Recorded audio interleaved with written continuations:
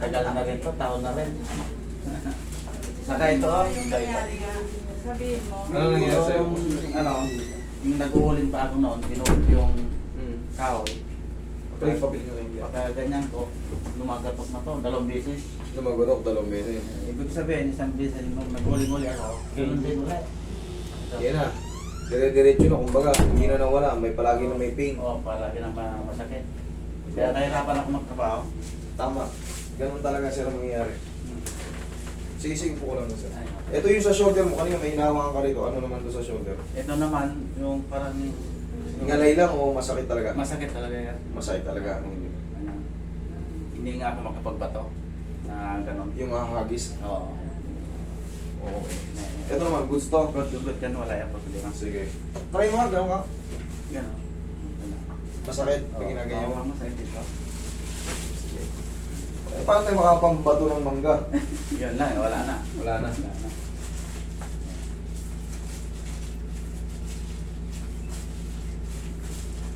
Ganda naman yung pakiramdam niyo. Opo. Okay, very good. Sana isang pitik lang talaga. Ito kasi, rito kasi, kumbaga, sinasabi ko talaga sa inyo yung pinaka-totoo sa totoo pa. Ayoko kayong pabalik-balikin dito na wala naman na talaga. Kumbaga, gagawin kong therapy, hindi. Pag wala na, huwag na kayong bumalik. Pero kung meron pa, binibigyan ko kayo kagad ng schedule. Para hindi na kayo mahirapan. Martes, no?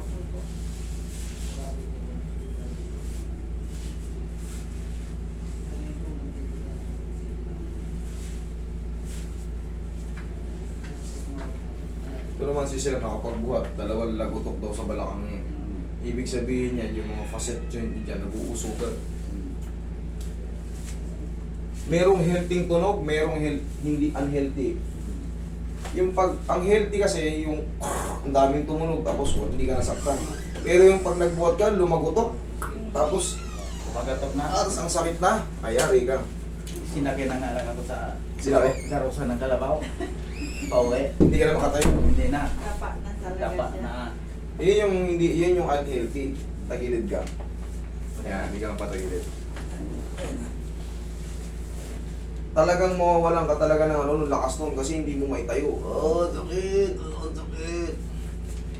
Yun yung mga pag na-dislocate yung mo, vertebral body mo.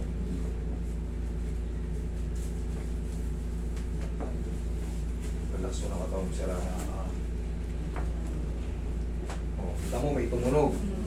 O, tingnan natin kung makakatayo siya mamaya. Yan, mas malakas. Kabilang side. Yun yung kailangan mo para makabalik sa ano. Pero syempre tayo, alam nyo, umiidad tayo eh. Syempre, trabahong bukid. Doon sa probinsya, ganun talaga eh. Wala tayong magawa. Yun ang pinaka-hobbies nating mga probinsyano eh. Pero mag-reduce ka lang ng babawa nung bubuhatin. Pag alam mong sobrang bigat, paatang ka. Kasi umiidad tayo, humihina yung mga joint natin. Okay? Huwag nating yung kayang-kaya ko to dati. Dati yun, nung bata-bata ka pa. Pero ngayong umiidad na, nagsisenior citizen na tayo, eh, alam mo na, bawas-bawas tayo ng bigat, ha? Okay, ito pa. Kaya nag-resign na nga ako sa trabaho. Nag-resign ka nga. Doon ka naman lumipat sa bukid nyo. Okay. Nagbukid ka rin naman ang nagbukid. Sige, relax ka lang. Hindi, pwede naman magbukid pero bawas-bawasan lang yung bigat. Kasi sira na yan eh. Sa tagal ng panahon, isipin mo 3 taon na, di ba? Hindi lang. Hindi lang na sumasakit yung balakang nyo. Di ibig sabihin may sira na talaga yung disc nyo. Huwag nyo hayaang malumpo kayo habang tumatanda. Ingatan nyo yung sarili nyo.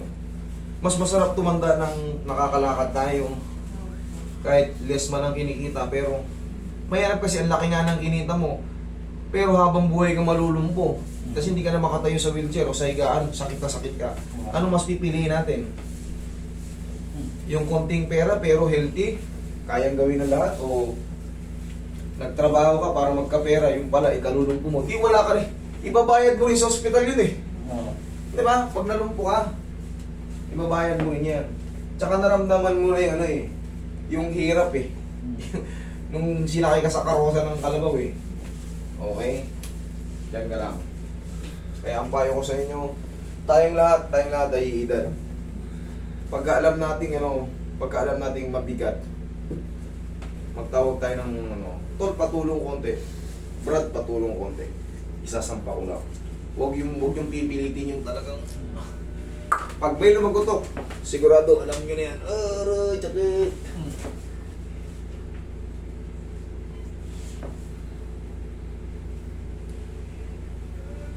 Dito, ang ginagawa namin, binabalik namin yung lumagotok noon. Yeah. Okay.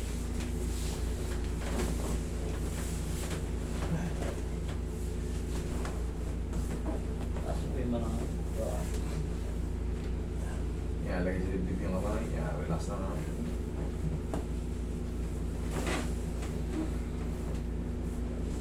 Okay, relax lang. Lalabanan. Inhale. Exhale. Isa pa. Inhale. Yun. Exhale. Yan. Yan lang muna.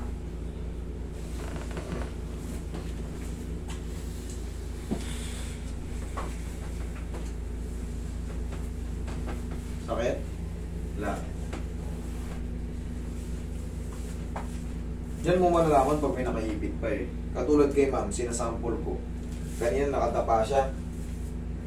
Alam ko may naiipit eh, kaya kinalsuhan ko. Mawawala. Ibig sabihin, alam ko yung portion na may tama sa kanya. Kasi natatansya ko kung paano siya giginhawa eh. Ngayon, okay naman. Oo po.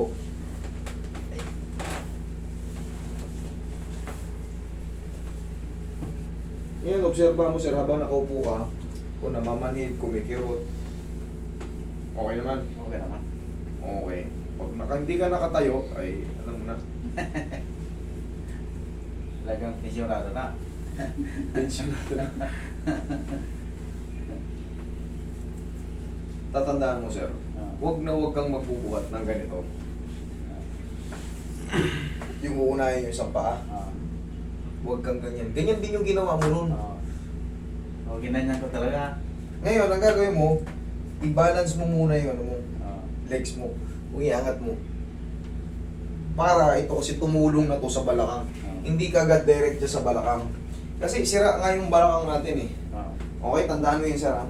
Pero pag alam mo sobrang bigat, tumawag ka muna mga pinsahan mo ron, mga pamangkin mo ron, patulong ng kaunti.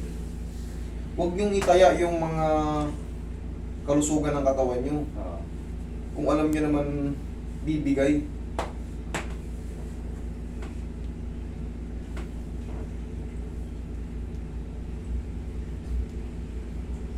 Ikaw naman. Hindi na. Pwede na. Hindi na. Pwede na ha. Hindi na magkabato ng mangga. O, kanina masakit eh. Okay? Okay. Thank you.